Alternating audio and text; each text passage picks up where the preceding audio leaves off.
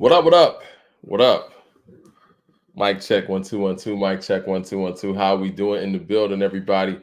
Look, thumbs up in the chat. Let's get everybody in here. We got a whole lot to discuss today. A lot's going on in hip hop. Shout out to everybody in the room already. I am elated today. The fact that a Tribe Called Quest has been inducted, or will be, inducted into the Rock and Roll Hall of Fame.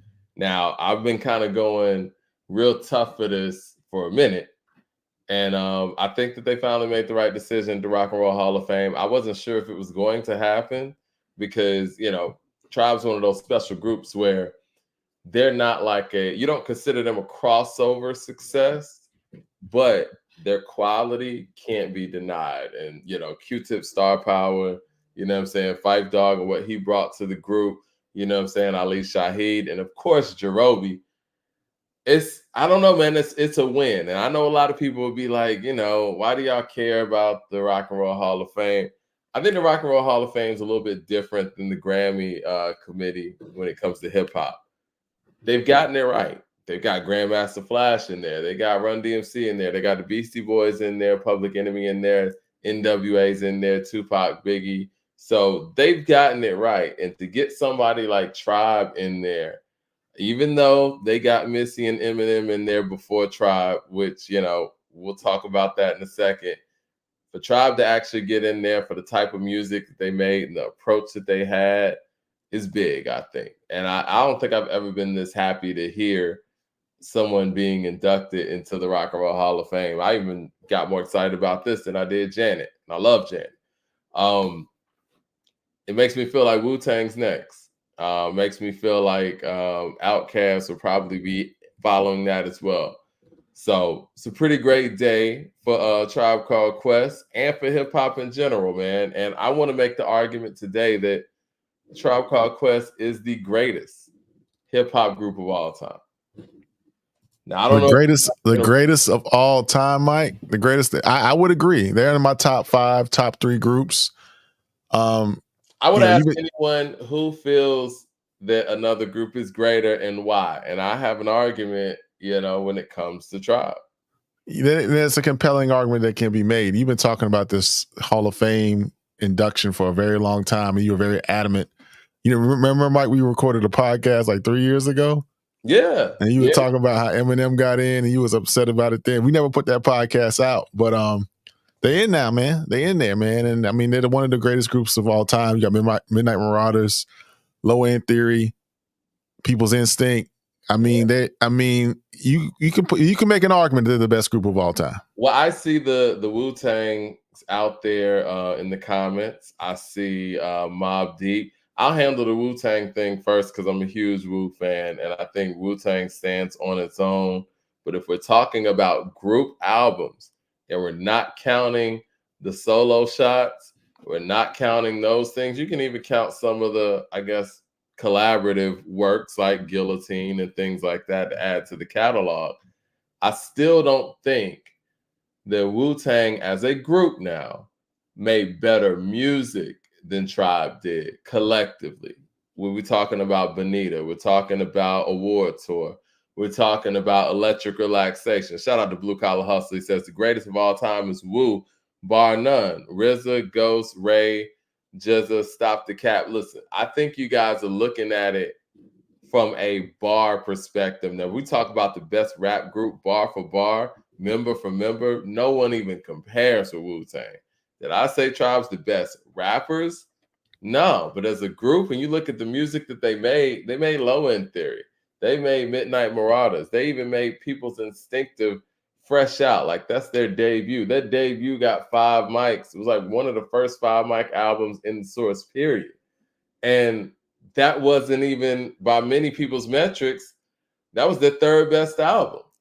They created the whole evolving thing from album to album that Outkast kind of was able to take on and move forward with. You look at what they did with the remixes as a group. You look at what they birthed when it came to the Dillas of the world, the Commons of the world, the Black Stars of the world, the Roots of the world. They have so many children out here. I don't know, man. I think their impact and the way that they approached music, they damn near created a subgenre that so many other people rode off of. Now Wu-Tang is something else. Like Wu-Tang is like the Avengers, but I think a lot of people are thinking about A, their mic skills, which is high, right? And B, I think people are thinking about the solo works. But if you want to put Into the 36, Wu-Tang Forever, The W, and Iron Flag up against Tribe's catalog, you're gonna lose. Well, I think people are adding the solo works as a collective when you talk about Wu-Tang as a group. I don't think that's fair. Because a lot of those albums were collaborative, man. You got RZA on the boards. You know what I'm saying? He did a lot on the Purple Tape. He did everything on the Purple Tape, which is incredible. Shit, he did a lot on Iron Man. He did a lot on Supreme Clientele. I mean, well, he didn't do a lot on Supreme Clientele, but he executive produced it. I mean, the fact that he made Dirty's album, Liquid Swords, and Only Built for Cuban Links in the same damn year is incredible. Incredible. But if we're talking about is Tribe even over Dilated Peoples, are you fucking serious? Y'all really want to get me started today? Are we serious? You know what? I think they are serious, Mike. I would love to sit here and play 20 Tribe records versus your 20 Dilated Peoples records. Let's not be disrespectful. Now, Public Enemy, there's a real argument there. There's an argument with Outkast. There's an Outkast argument. OJ Weston's in the chat saying, what about Outkast? I think that I'm gonna say this, and I don't want my Atlanta pass to be taken because Outkast raised me, man. And rest in peace to Rico Wade. But I'm gonna be honest. I think the Tribe's music, which came an era before Cass's music, has actually aged slightly better than Cass's music. I don't think that there's anybody in hip hop whose music has aged as well as Tribe's. I mean, that's just where I'm going to go with it. And that's where I think Tribe stands alone. Shout out to De La too. But those Tribe records, man, like when you hear Electric Relaxation, Award Tour, shit, the whole Midnight Marauders, Lyrics to Go, you can't put a date on those songs. You can't put a date on those songs. Those songs sound like they were made like yesterday. I mean, and I know Still Here says, in your opinion, like my father wasn't the biggest hip hop fan. He liked certain things or whatever, especially the stuff that had the James Brown licks to it. But I would ride around and listen to Tribe with my dad in the car, and he's like, that sounds good. Like their music connects, man. Like, and it doesn't sound like any of the times either, except for People's Instinctive. That does sound like the early 90s, but that's even inventive in itself. And they just created so many lanes. And when you look at like some of the loops that Tribe did first, what Q-Tip did first, other people followed.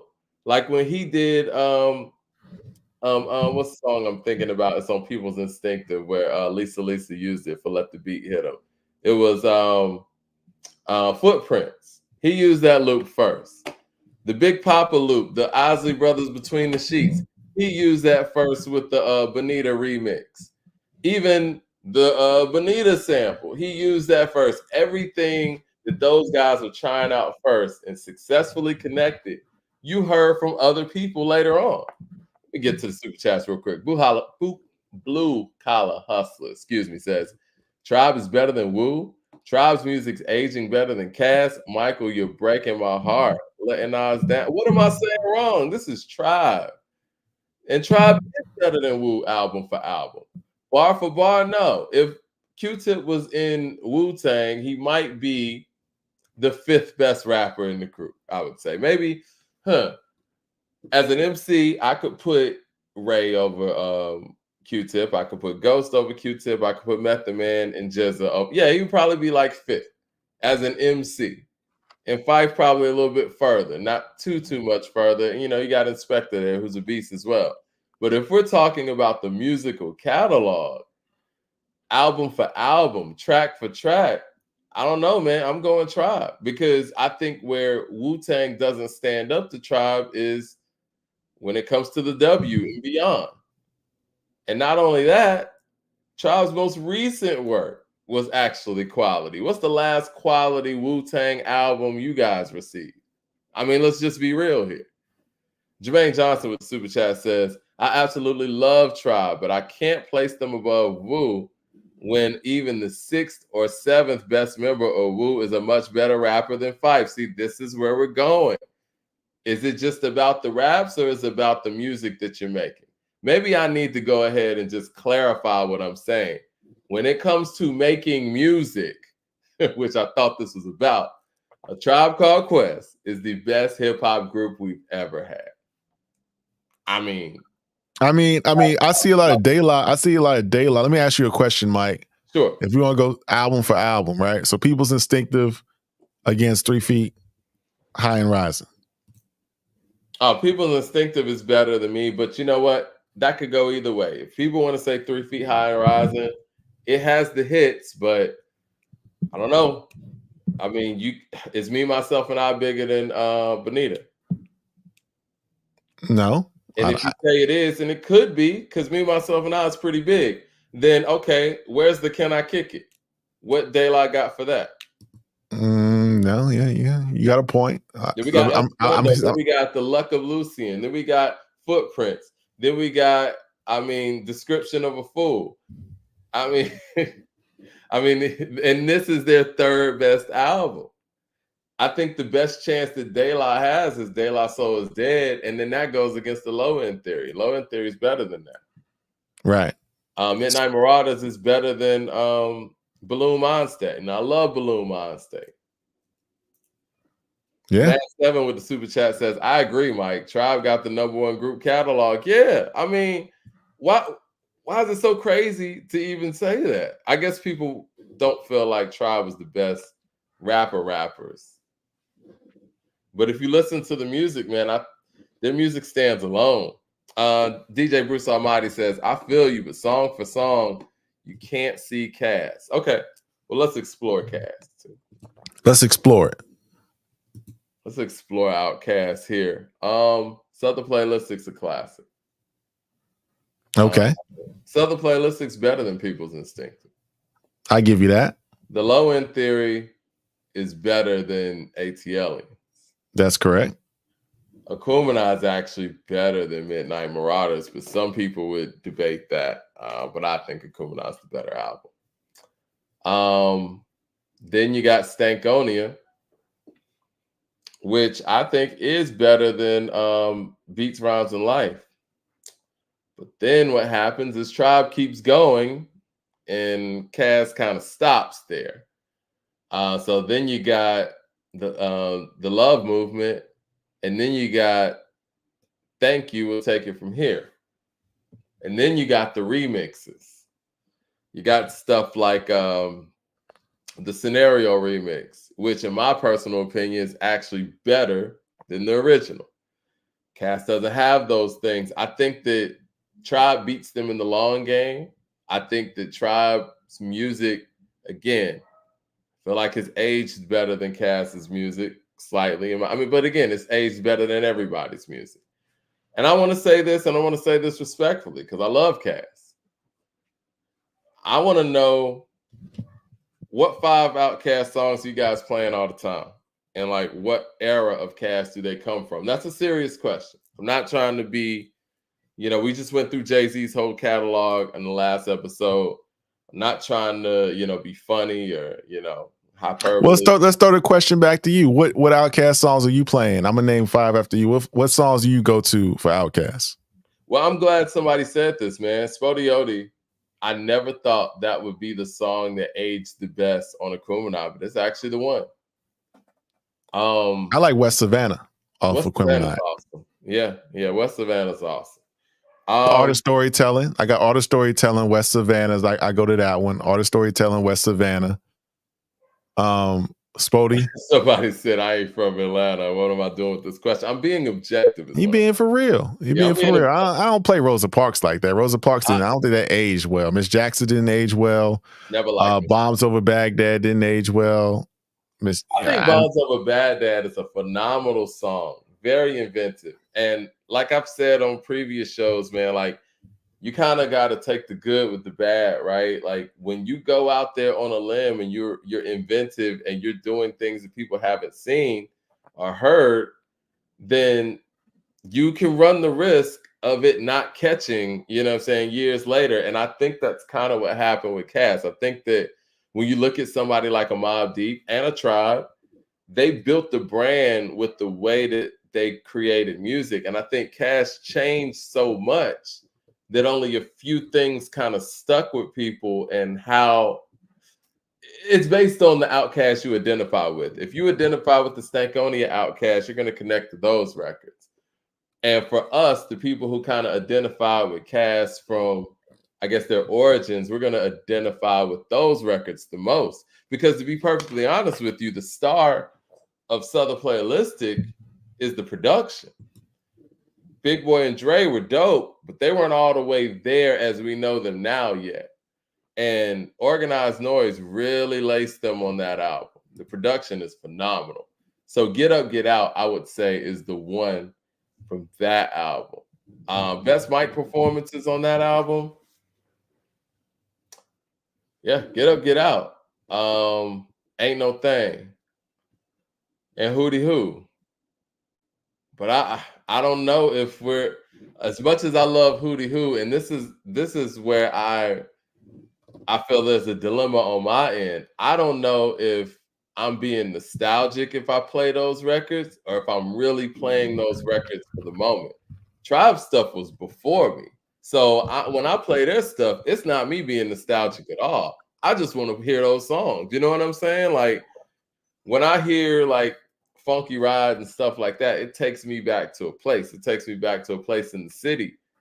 But I'm not going to sit here and lie to y'all and tell you that Wheels of Steel has aged in the way that Electric Relaxation has. If I came from outer space and heard Elevators or Wheels of Steel, and then I heard Electric Relaxation, I would swear to you that Electric Relaxation came out after these records. And it really came out 3 years before it. Mike, how would you, man, I don't know. If you came from outer space, how would you know that? The folks from outer space might be on some other type of time. You don't know that. No, I'm just saying, like, Electric Relaxation sounds a lot more current to me than Elevators does. And you're right, if I was from outer space, how would I even know that? But if I didn't know, and I'm just sitting here listening to how these songs came together, it's hard to explain, man, but Tribe stuff sounds so timeless. I know that we use that term, you know, over and over, but Tribe's the definition to me of timelessness. Even if we want to talk about Missy's catalog, right? That Get Your Freak On shit, that shit sounds old to me. You know what I'm saying? And it's like 10 years younger than the Tribe stuff. It's incredible. Jay Short with Super Chat says, no disrespect, but De La Soul is Kobe. Tribe is Jordan. I get De La was nice in contrast to gangster rap at the time, and they were from NY, but we have to be real. Yeah, we got to be real. Like Kevin Bray with the Super Chat, just showing love. He didn't even have a comment on that. I appreciate that. He must be a Tribe fan like myself. Yeah, Two Dope Boys does still bang. But I'm sorry, man. You play Two Dope Boys next to Lyrics to Go, man. And Lyrics to Go blows Two Dope Boys out the water. One of them came out in 93 and the other one came out in 96. And again, when we're splitting hairs here because Tribe and Cass are both two of the greatest groups ever. If you look at the debut albums, Southern Playalistic had the tutelage of Organized Noise all over. I think Organized Noise is the star of Southern Playalistic. You know who made People's Instinctive? A 19-year-old Q-Tip made that shit. It's phenomenal. Just like how we praise a 19-year-old Nas for making Illmatic and writing Illmatic and how incredible that is. They didn't have no OGs that was sitting over there on the boards, you know what I'm saying, making their album for them. A 19-year-old Q-Tip made People's Instinctive. It's different.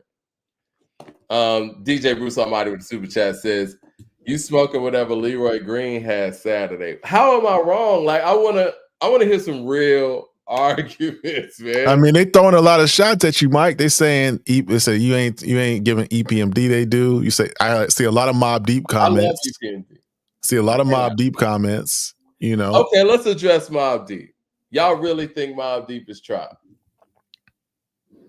I mean, Mob Deep had great moments, and on the mic, yes, Prodigy could out rap both Phife and Q-Tip. But if we want to be honest here, when did Mob Deep make their turn? When Q-Tip stepped into the fold and helped Havoc learn how to do certain things with his production. Then we got the Infamous. And Tribe ain't got no Juvenile Hell. Let's not act like Juvenile Hell doesn't exist. Tribe's trying to find themselves album was People's Instinctive, which was a classic. They hit the ground running and still furthered their style. So they were already advanced. You know what I mean?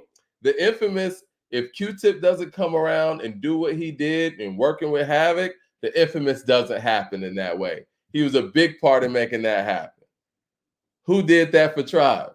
Nobody. You know what I mean? Like, we just got to call it what it is. This man's the god. Shout out to Q-Tip, man, and all of his sons. Kanye West, Pharrell, Andre 3000, all of his sons. So let's give Tribe their due, man. And I know people don't want to admit that a group with somebody that's as cool and vibey as Q-Tip and Phife, who might not be quote-unquote monsters on the mic, ain't the best group ever, but they are. They're the best hip-hop group we've had, man. Best hip-hop group. That's an argument that you made for Wu-Tang. I got them 1A, 1B.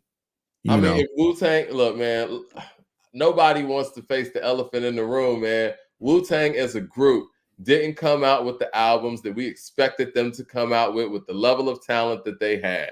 Let's take 36 Chambers. 36 Chambers, Mike, is better than People's Instinctive. Let's just keep it a buck. Yeah, 36 Chambers is one of the greatest albums, period. So they came out the gate smoking. Let's just be.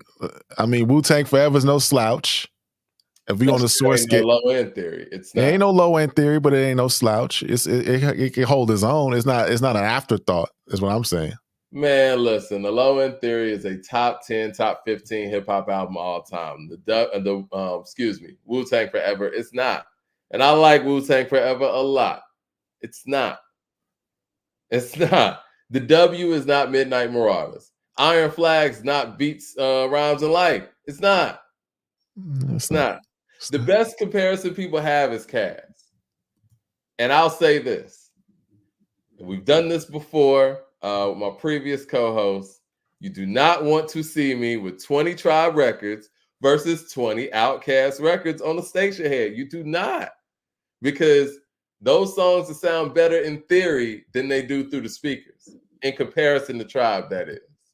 And that's no knock to Cass, because Cass raised me. I'm just basing it on what I hear through the speakers. I'm all set with the super chat says Mobb Deep, UGK, and Cass are duos. I put them in a different category. We'll see. That's going to take us down a whole different rabbit hole. But yeah, Q-Tip is something else, man. And it's a great day, Mike. It's a great day. You've been waiting for this day for hyped up, man. You've been waiting for this day. You've been waiting for this day for 3 long years. When Eminem got in the Hall of Fame, you were very upset. You called me. You were distraught. You felt like hip hop was disrespected the day that he got in, and Q-Tip, Phife, and the rest of the Tribe didn't get in. You were hurt, man. And we had a podcast that never came out to talk about it. But now today is a day to celebrate. So let's just celebrate them while we can, man. Shout out to Tribe Called Quest. I want to say a couple other things, too, if you don't mind. Not to interrupt. Go ahead, man. It's your show, bro. They did put Eminem and Missy in there, and I don't think Missy should have gotten in so soon. But Mary J. Blige did get in there, and I think that's great. But my question is, and I think Wu-Tang. Yeah, I think Wu-Tang's going to get in next. That's going to happen. Who has Snoop Doggy Dogg pissed off where he doesn't get anything? Like, clearly the Mary thing is an Interscope thing. And I think that's great that Mary is getting in. She needs that. She needs to get in. It's well deserved.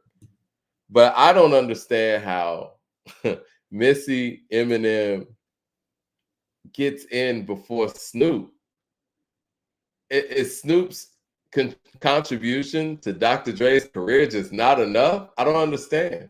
Like, they put everybody around Snoop in there. They got Dre in there. They got Pac in there. I guess Cube's in there through the NWA thing. Eminem's in there. Like, how does Snoop get left out of this? Like, Snoop is one of the biggest rock stars, if not the biggest rock stars that hip hop has. Mike, we got to have a whole nother show to talk about Snoop. I don't know why. I don't know why Snoop's in there. I don't know why Snoop's not in there. Maybe it's because it's the music.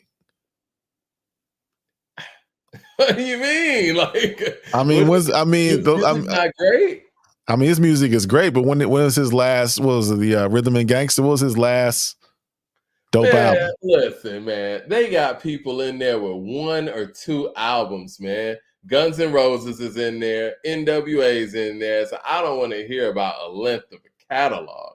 Eminem's been making trash albums for 20 years. And you telling me that Snoop Doggy Dogg can't get in the Rock and Roll Hall of Fame? Probably one of the most recognizable figures in music over the past 30 years. He'll get in. He gonna get in probably next year, but we gotta I don't know. He'll get in. Snoop, yeah, they need to figure that out, man, because Snoop not being in there and Missy and Eminem and shit, even Jay-Z being in there before Snoop, I think it's a problem. Is Nas in? Did Nas get in? No, Nas ain't gotten in. Oh yeah, so Snoop got to wait a little bit, man, because this whole show's supposed to be about Nas today. Nas, he gonna have to wait for after Nas to get in, man. Well, let me get to some of these super chats. Vince Smith with a super chat says, Tribe birthed Pharcyde and Hyro, countless producers like Jay Dilla and Kanye. Yeah, I mean, the amount of people that Tribe birthed, and you guys want to sit here and act like it's a crazy thought that Tribe's the greatest hip-hop group ever? Come on, man. Mad Max in the super chat says 36 Chambers is better than anything Tribe did. Now, hold on now. You can think that, but it's not an open and shut thing that 36 Chambers is better than the low end theory. That's not an open and shut case. Not an open and shut case at all. Mad Max says Mary got in MV, yo. We did good. Oh, okay. He's talking about YO. Mount Vernon, yo, we did good. Blue Collar Hustle with the super chat says Missy and M getting in before Nas is disgraceful.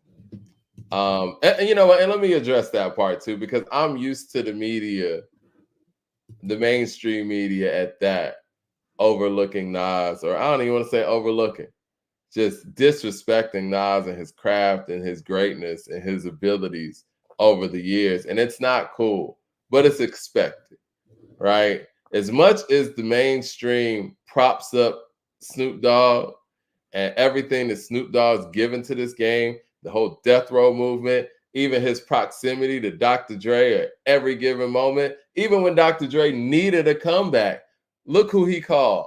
He had to have Snoop on Still DRE. He had to have Snoop on Next Episode. For him to be overlooked when Dr. Dre is at every freaking Rock and Roll Hall of Fame function is wild. And not to mention what they did to Super Bowl. They marketed it like a Dr. Dre and Snoop show, and then it became a Dr. Dre show. Jay Short, the super chat says, I still think Public Enemy is number one group of all time. They didn't birth anyone because their style was too original. And they still have the most classic songs out of any hip-hop group. Now, that one, Jay Short, if you want to say Public Enemy is the answer, I'm okay with that. Public Enemy was different, inventive, and to this day can't be duplicated. And Tribe and both NWA got a lot from Public Enemy. So I'm okay with that. Shout out to Public Enemy. Those are my 1 and 2 right there, Ron. Hey, man, it's a great day. Tribe is in. You've been wanting this for a long time. Mary J is in. Hopefully Nas will get in next. Maybe Snoop will get in, but Tribe got in. That makes me happy, man. Hold on. What do you think about the narrative that Eminem saved Dr. Dre's career? I don't think that's accurate because right around Eminem came out, what, 99? 98? 99.